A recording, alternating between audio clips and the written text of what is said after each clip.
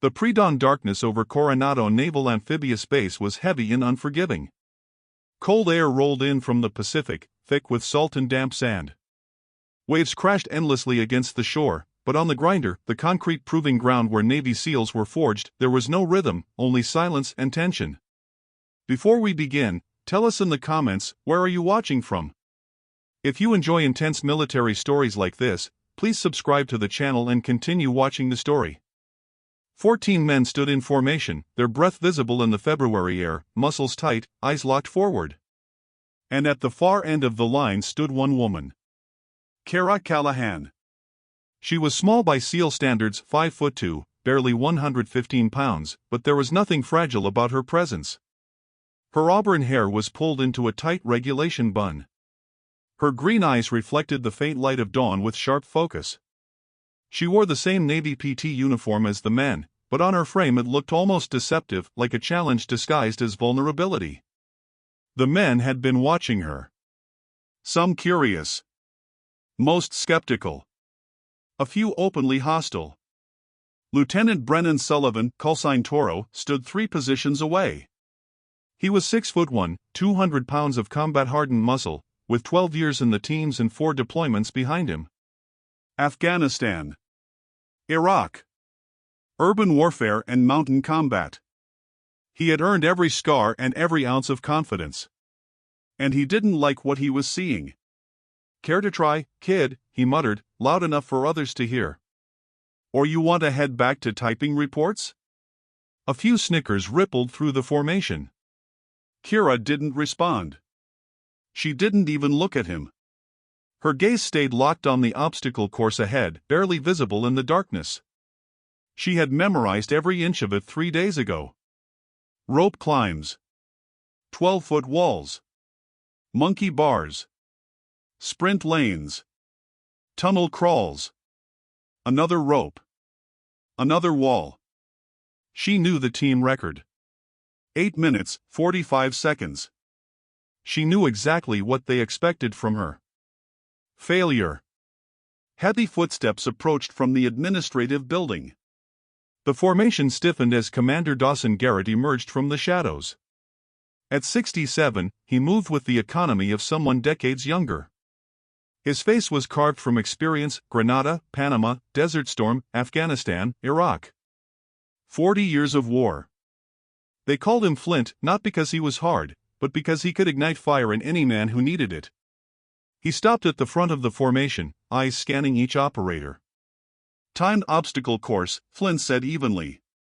"Standard qualification average is 8:45. Anything over 9 minutes is a failure. Anything under 8 is exceptional." He paused. "Miss Callahan. You're up first." The silence was crushing. Toro shifted. "Sir, standard protocol includes warm-up." "Did I ask for input, Lieutenant?" "No, sir." Flint turned his attention back to Kira. "Show them." Kira stepped forward. Her heart hammered, but her breathing stayed controlled, 4 counts in, 6 counts out. The way her father had taught her. She crouched at the start line. The course stretched before her like a gauntlet designed to break bodies and expose weakness. "On your mark." She focused. Set. Every muscle coiled. "Go." She exploded forward. The sprint was clean and fast. She hit the rope climb without slowing, launching upward with momentum. Hand over hand. Legs locking into a perfect J-hook. Efficient. Precise. 30 feet in 18 seconds. She controlled her descent and hit the ground running. The 12-foot wall loomed ahead. She didn't jump. She redirected. 3 steps out, she angled her foot against the wall, converting forward motion into upward momentum. Another step. One hand caught the edge.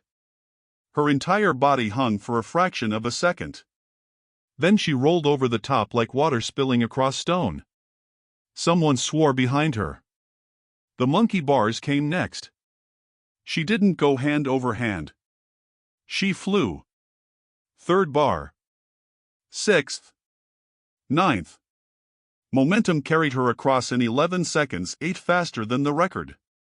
Obstacle after obstacle fell behind her. Balance beams she ran. Tires she danced through. Walls she treated like puzzles instead of barriers. The tunnel crawl came next: mud, water, darkness. She glided. Not crawling. Flowing. When she emerged, her time shattered another record. The final rope climb waited. Her arms burned. Lactic acid screamed. She climbed anyway. At the top, she slapped the bell. The sound echoed across the grinder. She sprinted the final distance and crossed the line. Flint glanced at the timer. 7 minutes, 52 seconds, he said flatly. New course record. No one spoke. Kira returned to formation. Legs shaking. Spine straight. Flint turned to the team.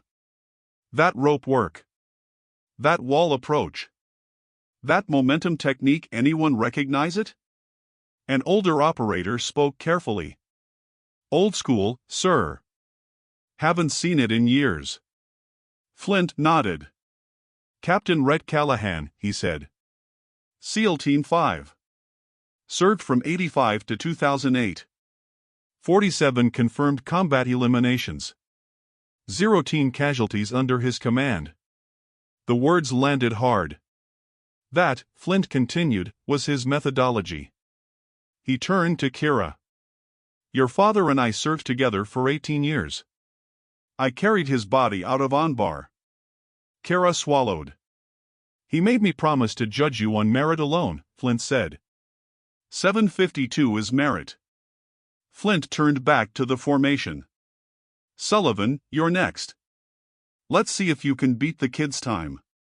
Toro stepped forward. As he passed Kira, he gave a slight nod. It wasn't acceptance. But it was respect. The briefing room smelled like coffee and old paper. Maps and satellite imagery covered the walls. Kira sat at the table's far end as Commander Flint entered with a civilian woman in a blue blazer. Commander Patricia Reading, Flint announced. Naval Special Warfare Integration Assessment. The temperature in the room dropped. 2 American aid workers had been kidnapped in North Africa.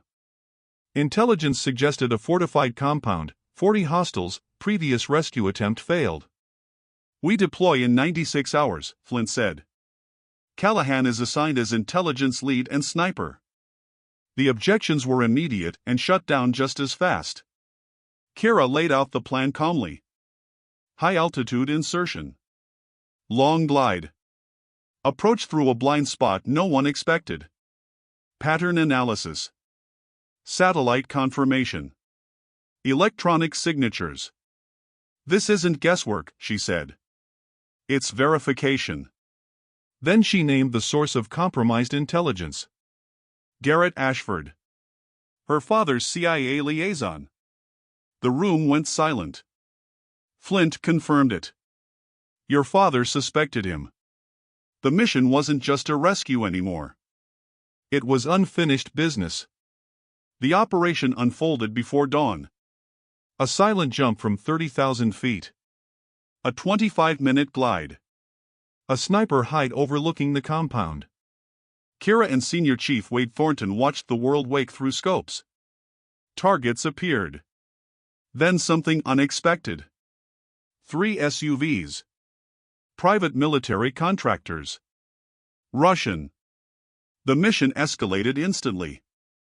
Kira adapted. Eliminate the militia first. Disorient the contractors. Flint approved. Shots rang out, precise, surgical. The assault team breached during chaos.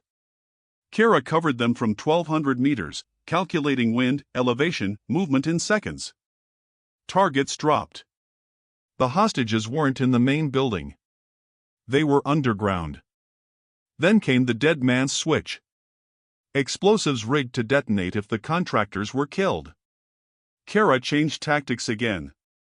She negotiated. Used intelligence as leverage. Exposed Ashford. The contractors surrendered.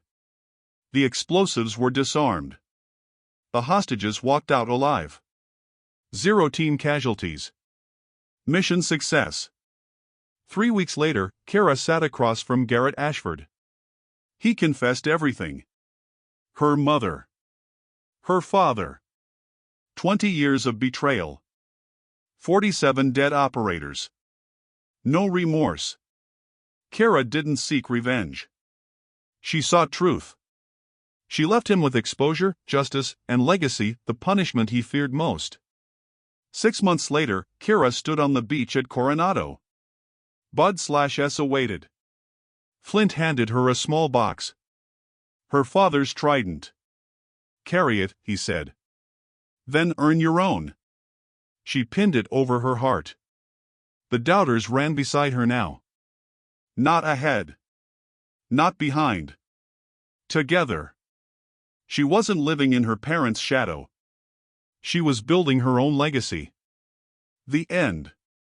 If you enjoyed this powerful military story, don't forget to like, share, and subscribe for more elite-level stories of courage, legacy, and warriors who refuse to quit.